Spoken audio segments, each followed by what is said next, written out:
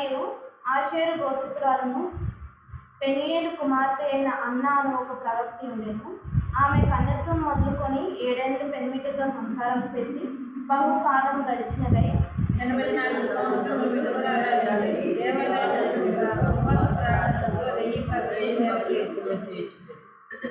ఆమె కూడా ఆ గడియలోనే లోపలికి వచ్చి దేవుని కొనియాడి యెరూషలేములో విమోచన కొరకు కనిపెట్టుకున్న వారందరితో ఆయన గురించి మాట్లాడుతున్నారు.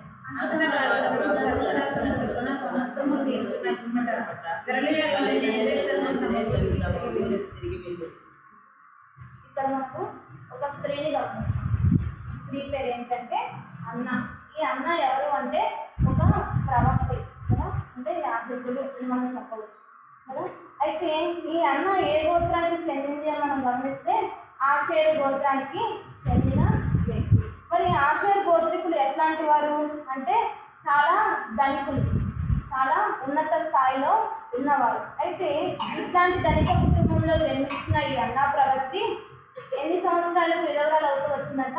20 సంవత్సరాలకి విధవరాలు అవుతా వచ్చింది. అంటే 13వ ఏట తనకి వివాహం జరిగింది, 20వ ఏట తను ఒక విధవరాలుగా అవుతూ వచ్చింది. అయితే తను ఏం చేస్తూ వచ్చింది ఆ సమయంలో అంటే తన పరిస్థితి ఆ సమయంలో బాగోలేదు కదా, ఎంతో మనసు విరిగిపోయి ఉంటుంది. కానీ అన్న ప్రవక్త ఏం చేస్తా ఉందంట? రెయ్యం పగళ్ళు దేవుని సన్నిధిలో నిలిచి ప్రార్థన చేస్తా ఉంది. ఎలా ప్రార్థన చేస్తా ఉంది? ఉపవాసంతో ప్రార్థన చేస్తా ఉంది కదా.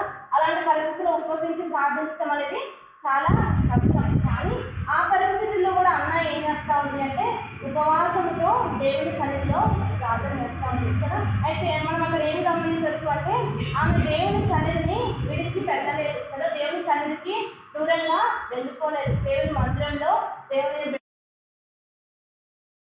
ఏం చేస్తా ఉంది అంటే దేవుని సన్నిధిలో నిలిచి ఉపవాసంతో ప్రార్థన చేస్తా ఉంది. మనము జకరియా గ్రంథము 9వ అధ్యాయం 12వ వచనంలో మనం చూస్తే జకరియా గ్రంథము 9వ అధ్యాయము 12వ వచనం.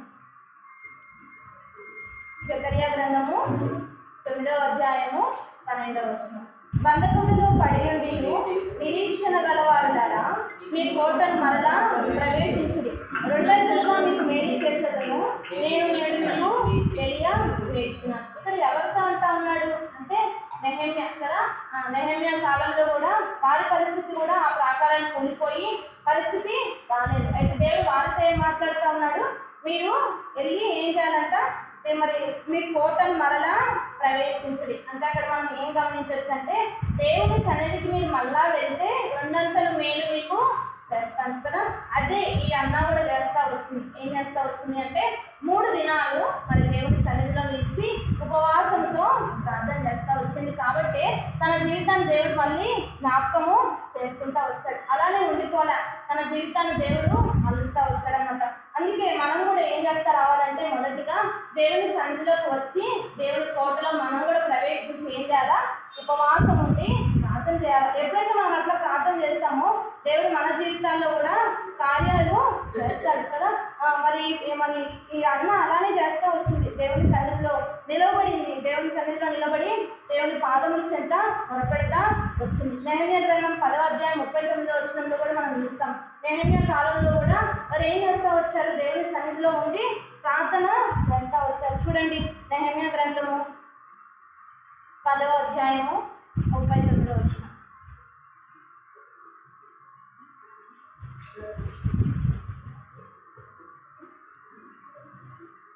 ఇశ్రాయేలులకు లేవీయులను ధాన్యమును క్రొత్త ద్రాక్షారసమును నూనెను తెగ సేవ చేయ యాజకుల ద్వారములను కాలకులను గాయకులను వాటిని తీసుకుని ప్రతిష్ఠితమైన ఉపకరణలను మందిర గదిలో ఉంచవలను.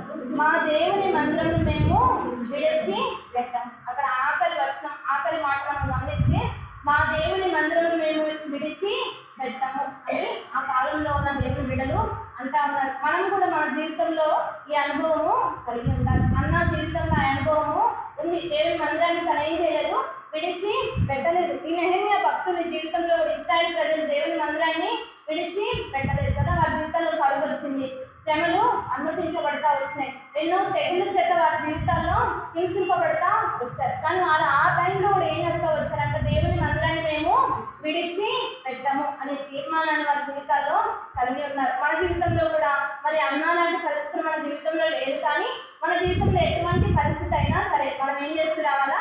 దేవుని మందిరాన్ని విడిచి పెట్టాము అనే తీర్మానాన్ని మనం ఏం చేసుకుంటున్నాం మన జీవితాల్లో కలిగి ఉండాలి. దేవుని మందిరాన్ని విడిచిపెట్టడం అంటే ఏంటి? దేవుని సన్నిధిని మేము విడిచి వెళ్ళాం. ఇక్కడనే కాదు, ఎక్కడైనా దేవుని సన్నిధిని మనం ఏం చేయదు, కోల్పోవద్దు కదా. దేవుని సన్నిధికి మనము వెళ్ళి మొరపెట్టే వాళ్ళగా మన జీవితంలో ఈ అనుభవం కలిగి ఉండాలని ఈ అన్న ప్రవక్తి మనకి జ్ఞాపకం చేస్తూ ఉంది కదా. ఎస్తేరు గ్రంథం 3వ అధ్యాయం 15వ వచనంలో మనం చూస్తే ఎస్తేరు కూడా ఏం చేస్తా వచ్చింది? 3 దినాలు ఉపవాసముతో ప్రార్థన చేస్తా ఉంది. చూడండి, ఎస్తేరు గ్రంథము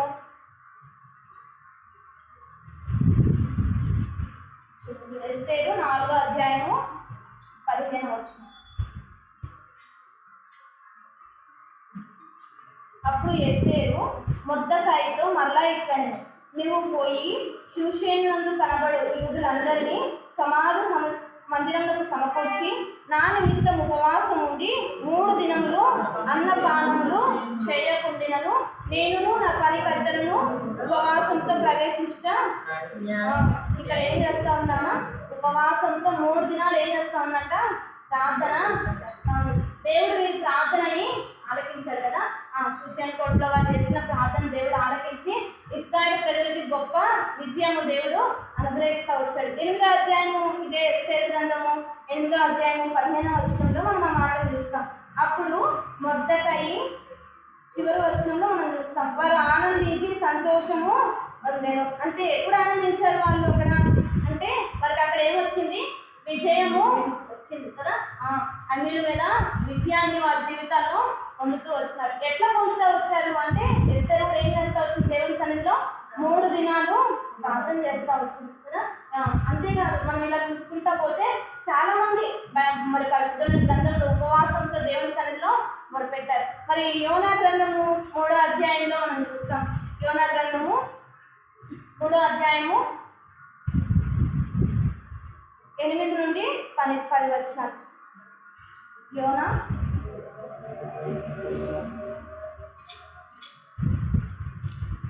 8 నుండి 10 వచనాలు మార్చి చదువు. ఒకవేళ దేవుడు మనసు త్రిప్పుకొని పశ్చాత్తాపడి మనము లయము కాకుండానట్లు తన కోపాగ్ని చల్లార్చుకొను గనుక మనుషులు ఏది పుచ్చుకొనకూడదు. పశువులు కానీ ఎద్దులు కానీ గొర్రెలు కానీ మేత మేయకూడదు, నీళ్లు త్రాగకూడదు. మనుషులందరూ తమ దుర్మార్గములను విడిచి తాము చేయు బలాత్కారమును మానివేయవలెను. మనుషులేమి పశువులేమి సమస్తము మోసపడ్డ జనులు మనం కోరుకున్న దేవుని వేడుకను యూదులకు ఇవే పట్టణంలో ప్రకటన చేస్తారు.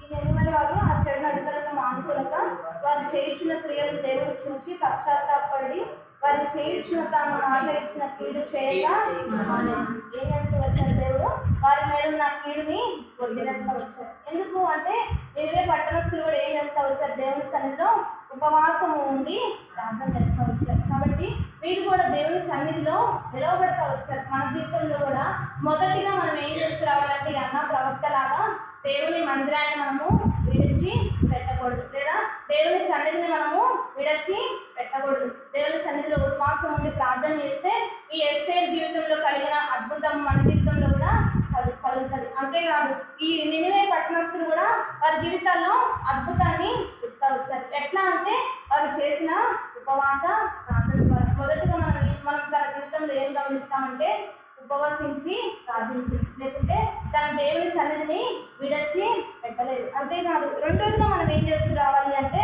లూకాసు వార్త 2వ అధ్యాయం 37వ వచనం. లూకాసు వార్త 2వ అధ్యాయం 37 చూడండి.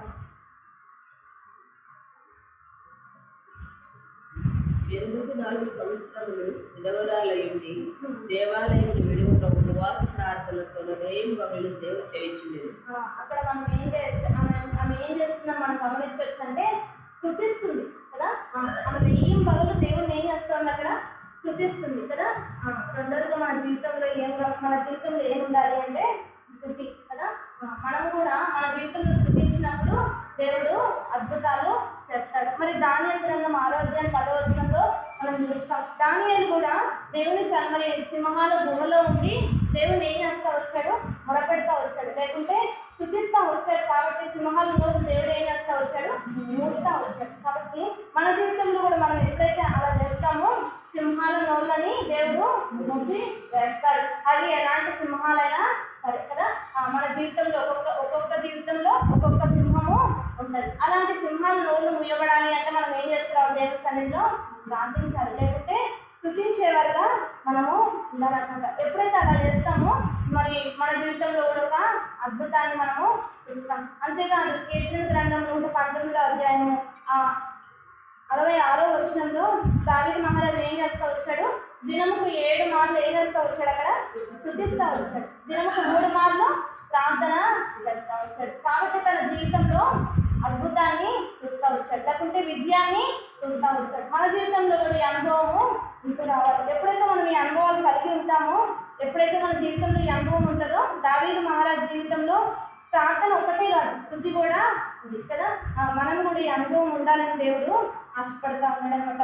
కాబట్టి మనము మొదటిగా ప్రార్థన చేయాలి, రెండోదిగా స్తుతించాలి. ఈ 2 అనుభవాలు మన జీవితంలో ఉన్నాయి. మనల్ని మనం ఏం చేసుకుంటామంటే పరీక్షించుకొని దేవుని సన్నిధిలో ఒకవేళ ఇంతవరకు మనం తప్పిపోతే దేవుని సన్నిధిలో మనం ఒప్పుకుంటే దేవుడు ఏం చేస్తాడు, మనల్ని జ్ఞాపకం చేసుకొని మరి అన్న జీవితంలో ఎట్లయితే తోడుగా ఉన్నాడో అన్నని ఏ రీతిలో అయితే దేవుడు విడిచిపెట్టలేదు, మనల్ని కూడా దేవుడు ఏం చేయడంట, విడచి పెట్టాడు. అందుకే దేవుడు ఈ మాటల్ని మనకి జ్ఞాపకం చేస్తా ఉన్నాడు. అంతేకాదు మరి స్తుతించడం ప్రార్థించడమేనా కాదు, ఇంకొకటి కూడా మనం చేయాలి. ఏం చేయాలి అంటే ప్రకటించే స్త్రీలుగా మనము ఉండాలి. లోకాసు వార్త 2:38 వచనంలోనే ఆమె ఏం చేస్తా ఉంది అక్కడంటే ప్రకటిస్తుంది కదా.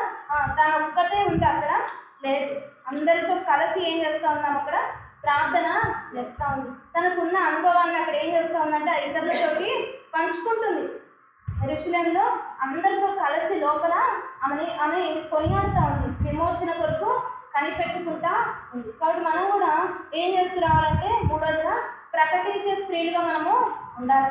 ఎలా ప్రకటించాలా అంటే కీర్తన గ్రంథము 68వ అధ్యాయము 11వ వచనంలో మనం చూస్తాం. స్త్రీలు ఎలా ఉండాలి. 68వ అధ్యాయము ప్రభువును ప్రకటించుచున్నాడు, దానిని ప్రకటించు స్త్రీలు గొప్ప సైన్యముగా ఉన్నారు. దాన్ని ప్రకటించు స్త్రీలు గొప్ప సైన్యముగా ఉన్నారు. కాబట్టి మనం కూడా ఎలా ఉండాలంటే గొప్ప సైన్యంగా ఉండాలంట. ఎలా, దేని విషయంలో గొప్ప సైన్యంగా ఉండాలంటే దేవుని గురించి ప్రకటించే విషయంలో. ప్రకటించడం అంటే సువార్త మాత్రమే కాదు కదా. ఆమె మందిరంలో ఉంది, మరి తనలో ఉన్న వేదనంతటిలో మరి మనుషులందరి మధ్యలో ఏం చేస్తా ఉన్నామే, స్తుతిస్తా ఉంది కదా. అంటే దేవుని గొప్పతనాన్ని అక్కడ ఏం చేస్తా ఉంది, తెలియజేస్తా ఉంది. బట్ మనం కూడా ప్రకటించే స్త్రీలుగా ఉండాలి. దేని గురించి ప్రకటించాలంటే దేవుని గొప్పతనం గురించి మనము ప్రకటించాలి, దేవుని గొప్పతనాన్ని గురించి మనము స్తుతించాలి. ఎప్పుడైతే స్తుతిస్తామో మరి ఏవైతే కట్టబడిన బంధకాలు ఉన్నాయో వాటన్నిటిని దేవుడు ఏం చేస్తాడు, ప్రేమించి వేస్తాడు కదా. పేతురు కూడా చెరసాల్లో ఉన్నప్పుడు పేతురు ఏం చేస్తా వచ్చాడు, అక్కడ స్తుతిస్తా వచ్చాడు, సంఘము ప్రార్థన చేస్తా వచ్చింది. అప్పుడే ఆ బంధకాలు తెచ్చివేయబడతా వచ్చింది. కాబట్టి మన జీవితంలో కూడా అవి ఎటువంటి బంధకాలైనా సరే, ఎటువంటి చెరలైనా సరే అవి తెచ్చివేయబడాలి అంటే, వాటి నుండి మనం విడిపించబడాలి అంటే దేవుని సన్నిధిలోకి వచ్చి మనము స్తుతించే వారిగా ఉండాలి. ఆయన గొప్పతనాన్ని గురించి మనము ప్రకటించే స్త్రీలుగా ఉండాలి. దేవుడు అందుకే అంటా ఉన్నాడు, స్త్రీలు గొప్ప సైన్యం, పురుషులు గొప్ప సైన్యం అంది అక్కడ. స్త్రీలు గొప్ప సైన్యంగా అవ్వాలని దేవుడు కోరుతా ఉన్నాడు. కాబట్టి ఈనాడు మనము మన సంఘంగా కానీ, సార్వత్రిక సంఘంగా కానీ గొప్ప సైన్యంగా ఆయన కల్పిస్తా ఉన్నామా, ఆయన గొప్పతనాన్ని ఇతరులకి తెలియజేస్తా ఉన్నామా, లేకుంటే దేవుని సన్నిధిని ఆయన గొప్పతనాన్ని గురించి మనం వివరిస్తా ఉన్నామా, మనకి మనమే ప్రశ్నించుకోవాలి. ఒకవేళ ఇంతవరకు ఆ విషయాల్లో తప్పిపోయామనుకో, మనము సరిచేయబడి దేవుని సన్నిధిలో ఉపవసించి ప్రార్థన చేస్తే దేవుడు ఏం చేస్తాడు, మేలు చేస్తాడు కదా. అన్న జీవితంలో ఏం మేలు చేశాడు అంటే, ఆమె మరి చిన్న వయసులో ఏమవుతా వచ్చింది, విధవరాలు అవుతా వచ్చింది. కానీ దేవుడు ఆమెని విడిచిపెట్టాడు. ఆమె ఆయుష్ ఎంతకాలం పొడిగించాడు అంట, 106 సంవత్సరాలు పొడిగించాడు కదా. అంటే దాదాపు 50 సంవత్సరాలకు పైగా ఆమె వేదనతోనే ఉంది. కానీ దేవుడు ఆమెని విడిచి పెట్టలేదు. ఎందుకు అంటే ఆమె దేవుని మందిరాన్ని విడిచి పెట్టలేదు. కాబట్టి మనం కూడా దేవుని మందిరాన్ని ఎప్పుడైతే విడిచిపెట్టామో ఈ అన్న జీవితంలో కలిగిన మేలు ఏంటంటే తన ఆయుష్కాలం దేవుడు ఏం చేస్తా వచ్చాడు, పొడిగిస్తా వచ్చాడు. అనేక మందికి వెలుగుగా ఉంచుతూ వచ్చాడు. ఈనాడు మనందరికీ చెప్పుకోవడానికి ఈమె ఒక స్త్రీగా మిగులుతా వచ్చింది పరిశుద్ధమైన గ్రంథంలో. కాబట్టి మనం కూడా ఏం చేస్తూ రావాలంటే ఈ స్త్రీలాగా ఈ 3 లక్షణాలు, చిన్నదే కదా, ఈమె గురించి చూస్తే చాలా చిన్న సారాంశమే కానీ ఎంతో లోతైన సారాంశం. 3 విషయాలు చేస్తా వచ్చింది. మొదటిగా మొరపెట్టింది, రెండోదిగా స్తుతించింది, మూడోదిగా దేవుడి గురించి ప్రకటించింది. ఈ 3 విషయాలు ఇది మనం కూడా విశ్వాస ప్రార్థనలో చేరొచ్చిన మనం కూడా ఏం చేస్తున్నారంటే సరి చేసుకోవాలి. ఇంతవరకు చాలాసార్లు ఆ విషయాల్లో తప్పిపోతా వచ్చాం కదా. ప్రకటించే విషయంలో చాలాసార్లు తప్పిపోయాం కదా. మనకు స్తుతించే విషయం అంటారా, మనకి ఏదైనా పరిస్థితి రాగానే ఏం చేస్తాము, స్తుతిస్తాం.